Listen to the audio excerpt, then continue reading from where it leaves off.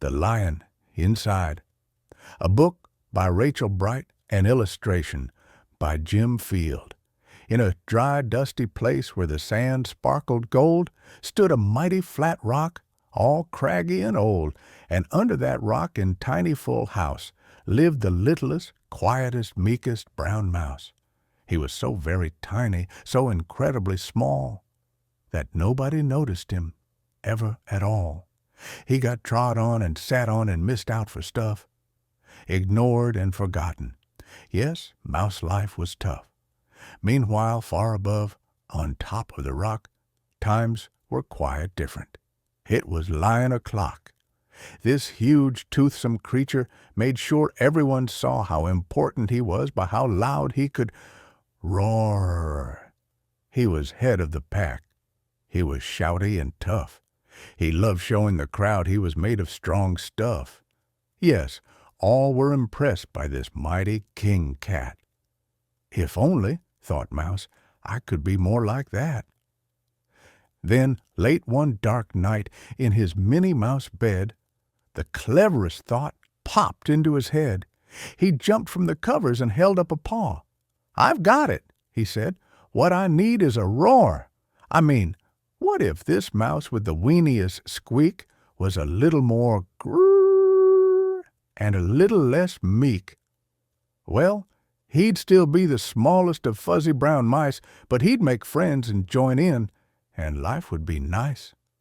Yes, thought the mouse, I must find out how. I will learn how to roar, and I will learn it now.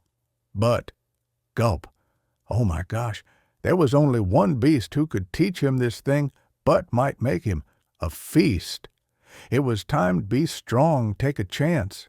After all, forever was such a long time to feel small. So he made himself brave, and he thought like a winner. He set off for the top, hoping not to be dinner. It felt like the scariest thing he could do. But if you want things to change, you first have to change you. The further he climbed, the closer he got to the slumbering lion reclining on top. Then at last, as he stood on his tippity-toes, he found himself suddenly nose to nose. Ahem, gulp, pardon me. Wake up, Mr. Lion, you got company?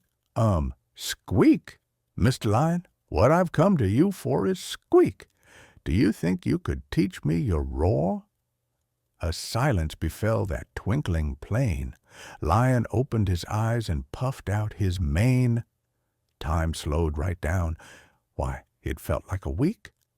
Then he opened his mouth and let out an "Eek!"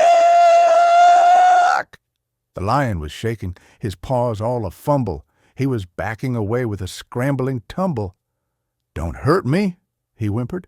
"Oh, try to be nice." Well, my goodness, this lion was frightened of mice. "Don't worry," Mouse peeped. "I'm a friend, not a foe. Let's rock this together. We'll have fun, don't you know?" That was a magical moment for sure, when Mouse didn't feel at all small anymore. He had found his true voice and learned to speak out.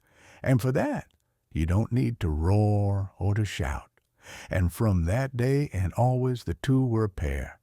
They both liked that rock better, now that rock was to share. The mouse, while still little, felt big in his head. And Lion, he still roared, but with laughter instead. Yes, that day they both learned that no matter your size, we all have a mouse and a lion inside.